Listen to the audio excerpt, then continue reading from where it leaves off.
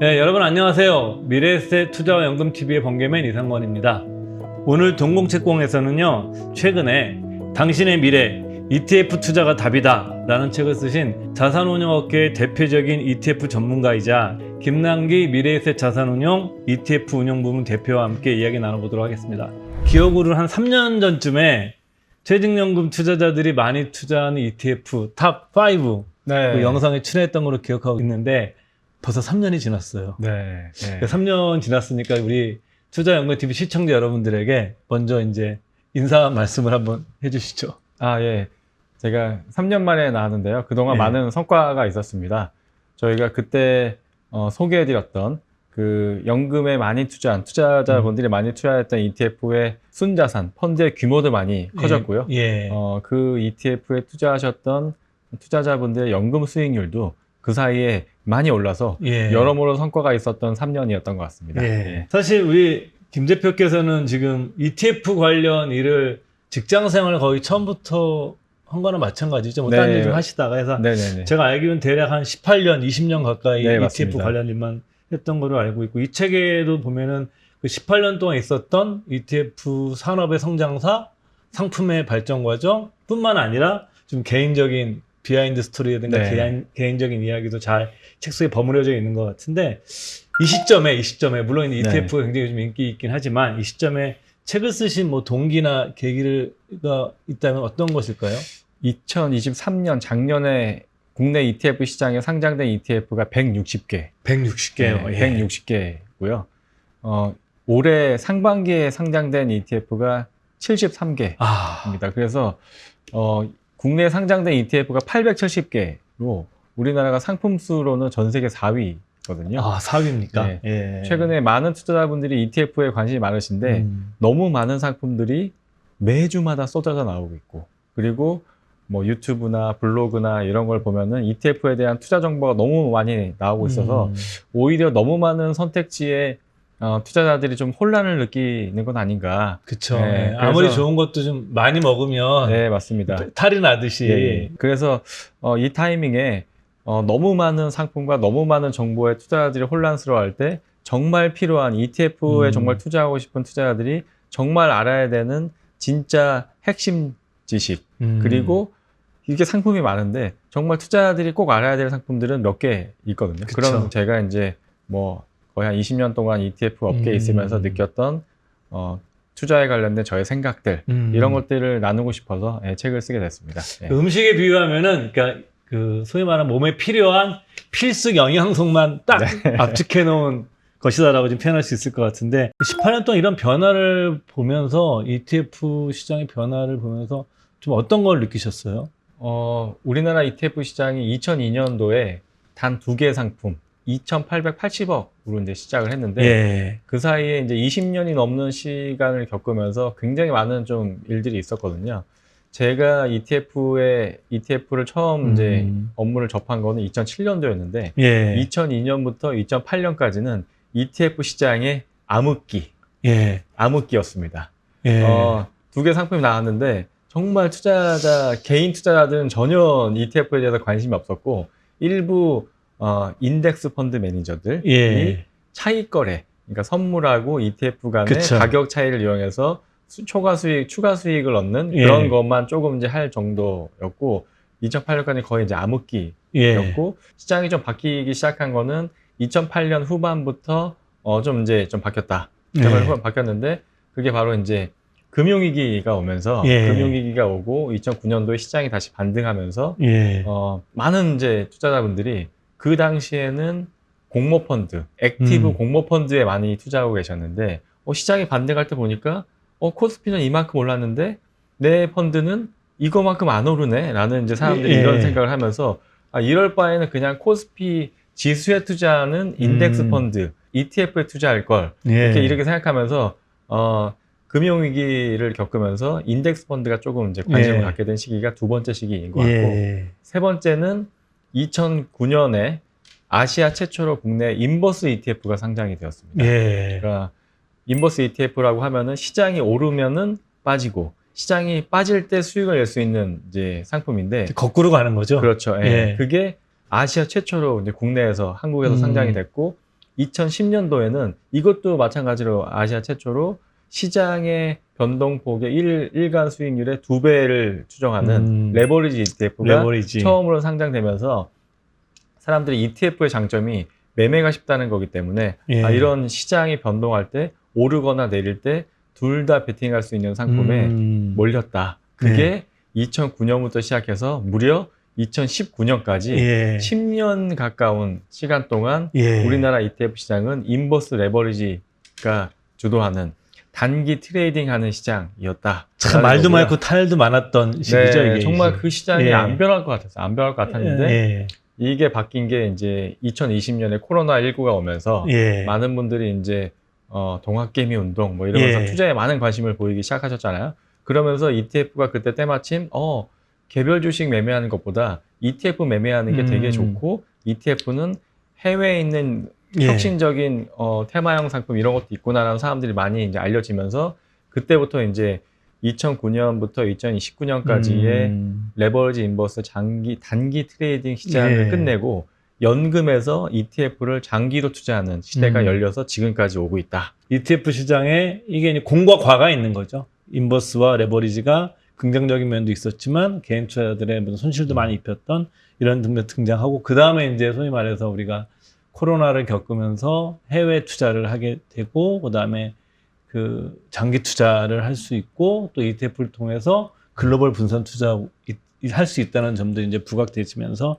ETF가 지금 말씀하신 것처럼 장기 투자 수단으로서 굉장히 중요한 역할을 하게 되고 지금 자리를 잡게 된 과정을 지금 경험에 비추어서 말씀해 주셨는데 네.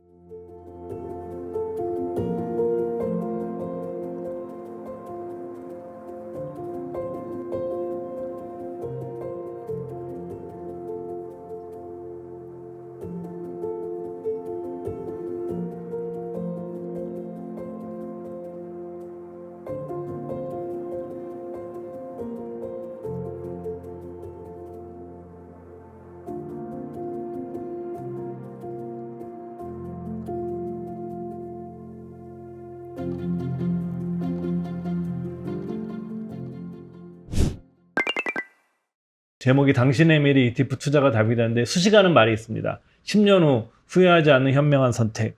그리고 목차를 들어가서 보게 되면 노후 준비에 적합한 ETF, 은퇴자 및 예비 은퇴자들을 위한 연금 투자 솔루션, DC, IRP 계좌에서 안전자산 ETF 투자하기 등 사실 상당 부분이 이 책이 노후 준비에 관한 것이 되어 있어요. 그래서 사실 이런 ETF가 아까 뭐 장기 분산 투자 얘기하시면서 노후 준비까지 얘기하고 계신 건데 이런 관계가 왜 ETF가 지금 우리가 이제 고령화 사회를 맞이하면서 왜 노후 준비에 중요한 수단이 될 수 있는지 이 부분을 좀 다시 한번 잘 정리해 주시는 게 중요할 것 같아요. 네. 일단은 노후를 준비하는 투자는 장기 투자. 예. 장기 투자에서 중요한 것은 우량한 자산에 분산되어 있어야 된다라는 특징이 있고 ETF는 기본적으로 인덱스 펀드이기 때문에 지수를 추종하는 분산된 포트폴리오라는 게 첫 번째 이유일 수 있고요. 그리고 이제 ETF는 인덱스 펀드이기 때문에 비용이 적습니다. 펀드가 부과하는 비용이 적고 대신 적은 비용을 부과하는 대신 적은 비용으로 장기 투자하면 부의 복리 효과를 이용한다는 거죠. 그래서 ETF가 분산된 투자이고 저보수이기 때문에 장기 투자인 노후 준비에 적합하다라고 말씀드릴 수 있을 것 같습니다. 투자 타이밍 문제도 책에서 다루고 있는데 보통 우리가 이제 연금 투자하시는 분들도 보통 ETF 투자하면서 언제 들어가야 되지? 이런 얘기 많이 하시잖아요. 근데 사실은 말씀하신 거는 타이밍보다 타임이 더 중요하다는 말씀하시잖아요. 맞습니다. 그 부분도 한번 얘기해 주시면 많이 도움이 될 것 같아요. 앞쪽에 뭐 투자에 관한 이야기를 어떤 거에 투자해야 될지 이런 거에 대한 이야기를 이제 말씀을 드렸고 그 다음에 이제 그래 그게 되게 좋은 투자 수단인 것 같은데 지금인가? 꼭 지금인가? 라는 의문을 가지고 그런 거에 대한 고민을 하시는 분들이 되게 많을 것 같아요. 왜냐면 뭐 우리가 지금 관심을 많이 가지고 있는 미국 시장 같은 경우는 지금이 역사적 고점이기 때문에 투자라는 게 기본적으로 싸게 사서 비싸게 파는 게 수익을 거두는 게 투자인데 내가 지금 굳이 바이 레코드 하이에 들어가야 되나? 라고 하면서 그래 투자 되게 좋은 자산인 건 맞겠는데 지금 투자하는 게 맞나라는 라고 고민하시는 분들을 위해서 과거에 1982년부터 2021년까지 장기간 동안 시뮬레이션한 결과가 있습니다. 예. 그래서 그걸 좀 소개해드렸는데 그 사이에 한 5번에 걸친 이제 그 위기가 있었는데 예. 1987년도에 블랙 먼데이, 아, 예. 그리고 90년도에는 쿠웨이트 전쟁, 예. 그다음에 2000년대에는 닷컴 버블이 예. 있었고 2008년도에는 금융위기, 예. 그리고 2020년에는 이제 코로나19가 코로나, 예. 있어서 이 사이에 가장 많이 빠졌던 거는 금융위기 때 지수가 S&P 500 지수가 56.5%. 야.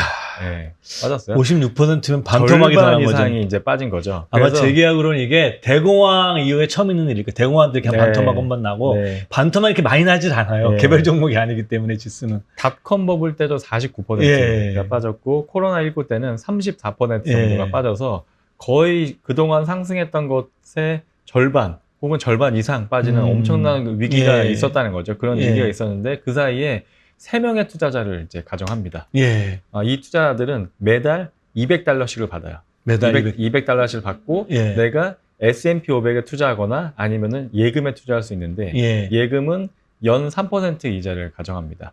그래서 A 투자자, 첫 번째 투자는 최악의 타이밍에 투자한 투자자. 예. 그래서 이 위기가 5번의 위기가 오기 직전인 고점에 투자해서 그동안 모아서 매달 200불씩 받아서 정기 예금에 차곡차곡 모아두다가 예. 그때 꼭지에 딱 사는 투자자인 예. 거죠. 그리고 B 투자는 이와는 반대로 최저점에 투자하는 투자자. 이게 흔히 말하는 바이 더 딥. 예, 맞습니다. 최바닥에 예. 사는 거죠. 바이 더 딥. 정말 예술적인 타이밍에 샀던 이제 투자자여서 200불을 매달 받아서 차곡차곡 계속 예금에 쌓아두다가 저점이 되면은 그 어떻게 쌓았던 거를 몰빵하는 예. 투자자.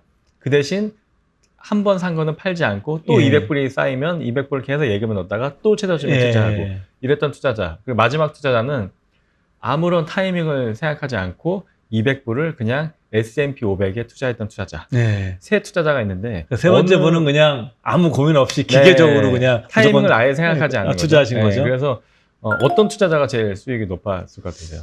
저는 사실은 이거 답을 알고 있어요. 왜냐면 제일 읽었기 때문에. 그리고 이 사례들을 이제 그렇죠. 저도 되게 좋아하는 사례여가지고 정답을 얘기해 주시죠. 네, 맞습니다. 이게 뭐 그냥 직관적으로 생각하면은 바이 더 딥, 그죠? 바닥에 샀을 제일 것 같은. 저점에 56%나 예. 빠졌다니까 그동안 샀던 거 다 손실 보는데 이거 예. 기다렸다가 사는 게 예. 훨씬 낫지 않아라고 생각할 수 있는데 그냥 기계적으로 200불을 S&P 500에 투자한 투자자가 가장 수익률을 높았다라는 예. 게 이제 첫 번째 시사점이고요. 그쵸. 저는 사실 이거보다 더 중요한 시사점이 있다고 생각해요. 그건 궁금하네요. 뭐죠? 뭐냐면은 최악의 타이밍에 투자했던 투자자.